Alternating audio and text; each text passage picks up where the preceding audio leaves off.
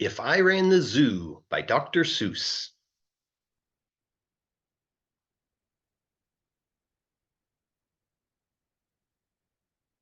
It's a pretty good zoo, said young Gerald McGrew, and the fellow who runs it seems proud of it, too.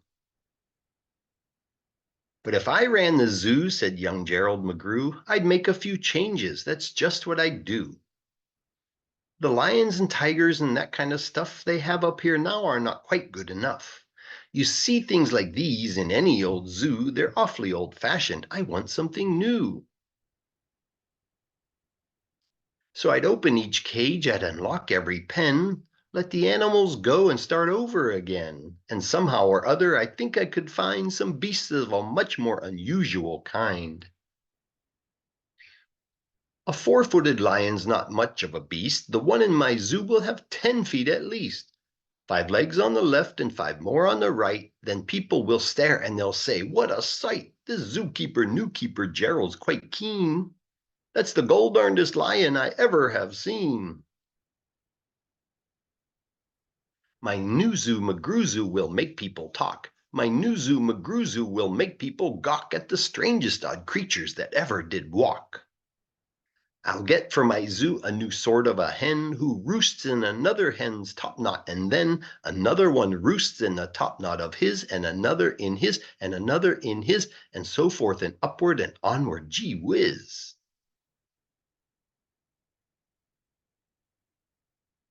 But that's just a start. I'll do better than that. They'll see me next day in my zookeeper's hat, coming into my zoo with an elephant cat. They'll be so surprised they'll all swallow their gum. They'll ask when they see my strange animals come, where do you suppose he gets things like that from? His animals all have such very odd faces. I'll bet he must hunt them in rather odd places.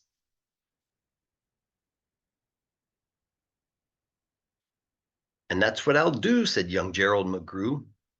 If you want to catch beasts you don't see every day, you have to go places quite out of the way. You have to go places no other can get to. You have to get cold and you have to get wet too.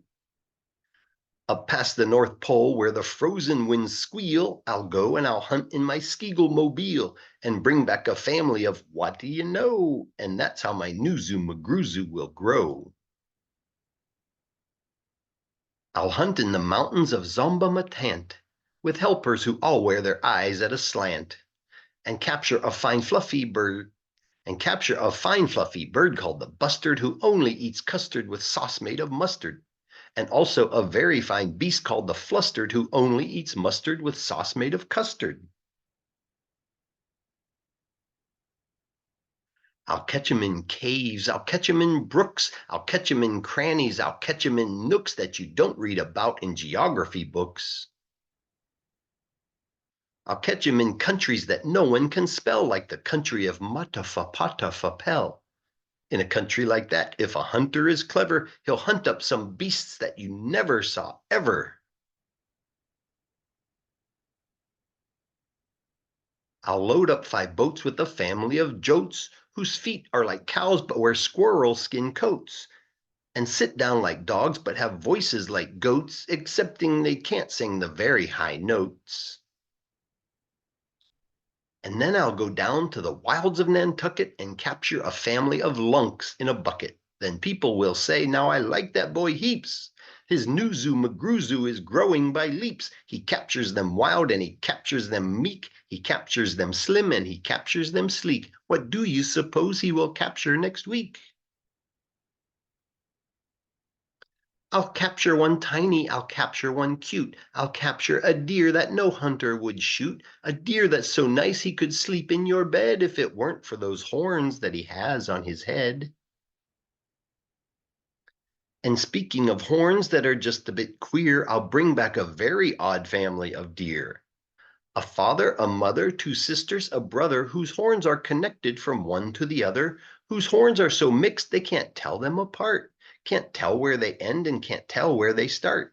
Each deer's mighty puzzled, he's never found yet if his horns are hers or the other way around. I did it again. Each deer's mighty puzzled, he's never yet found if his horns are hers or the other way round. I'll capture them fat and I'll capture them scrawny. I'll capture a scragglefoot mulligatawny, a high-stepping animal fast as the wind from the blistering sands of the desert of Zind.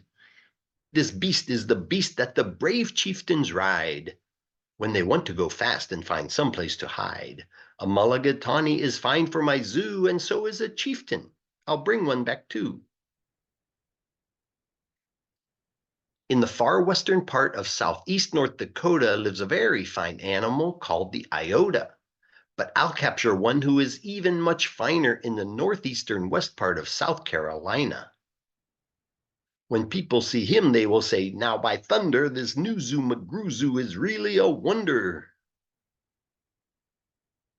Most beasts are friendly, but still in some lands, some beasts are too dangerous to catch with bare hands. For those that are ugly and vicious and mean, I'll build a bad animal catching machine. It's rather expensive to build such a kit, but with it, a hunter can never get bit. A zoo should have bugs, so I'll capture a thwirl whose legs are snarled up in a terrible snarl. And then I'll go out and I'll capture some chugs, some keen shooter, mean shooter, bean shooter bugs. I'll go to the African island of Yurka and bring back a tizzle-top tufted mazurka, a kind of canary with quite a tall throat. His neck is so long if he swallows an oat for breakfast the first day of April, they say, it has to go down such a very long way that it gets to his stomach on the 15th of May. I'll bag a big bug who is very surprising, a feller who has a propeller for rising and zooming around, making cross-country hops from Texas to Boston with only 2 stops. Now that sort of thing for a bug is just tops. And when I've caught him, then the next thing you know, I'll go and I'll capture a wild tic-tac-toe with X's that win and with zeros that lose. He'll look mighty good in this zoo of McGrews. I'll bring back a gusset, a gherkin, a gasket, and also a gooch from the wilds of Nantasket. And 8 Persian princes will carry the basket, but what their names are, I don't know, so don't ask it.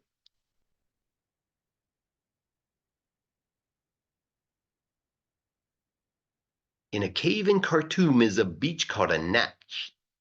In a cave in Khartoum is a beast called a natch that no other hunter's been able to catch. He's hidden for years in his cave with a pout, and no one's been able to make him come out.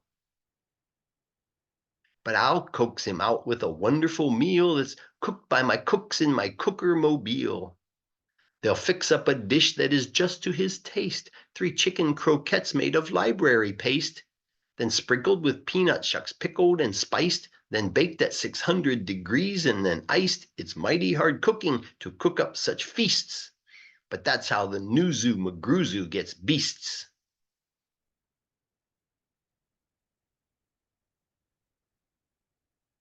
I'll go to the faraway mountains of Topsk, near the river of Nobsk, and I'll bring back an obsk, a sort of a kind of a thingamabobsk who only eats rhubarb and corn on the cobsk.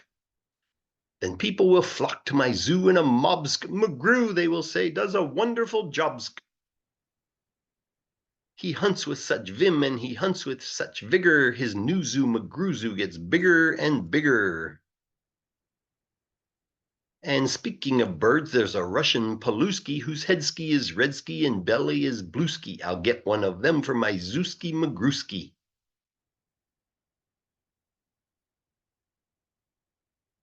Then the whole town will gasp, "Why, this boy never sleeps. No keeper before ever kept what he keeps.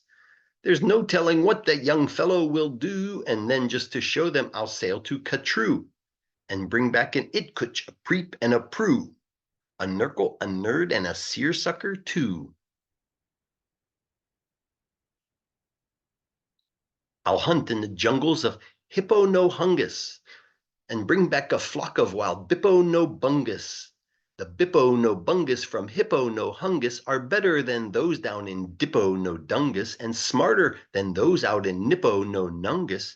And that's why I'll catch 'em in Hippo no Hungus instead of those others in Nungus and Dungus. And people will say when they see these bips bounding, this zookeeper, new keeper's simply astounding. He travels so far that you think he would drop. When do you suppose this young fellow will stop? Stop? Well, I should, but I won't stop until I've captured the Fizzamaddill, the world's biggest bird from the island of Gwark, who only eats pine trees and spits out the bark. And boy, when I get him back home to my park, the whole world will say young McGrew's made his mark. He's built the zoo better than Noah's whole ark. These wonderful, marvelous beasts that he chooses have made him the greatest of all the McGrewses. Wow, they'll all cheer. What this zoo must be worth. It's the gall darndest zoo on the face of the earth. Yes, that's what I'd do, said young Gerald McGrew. I'd make a few changes if I ran the zoo.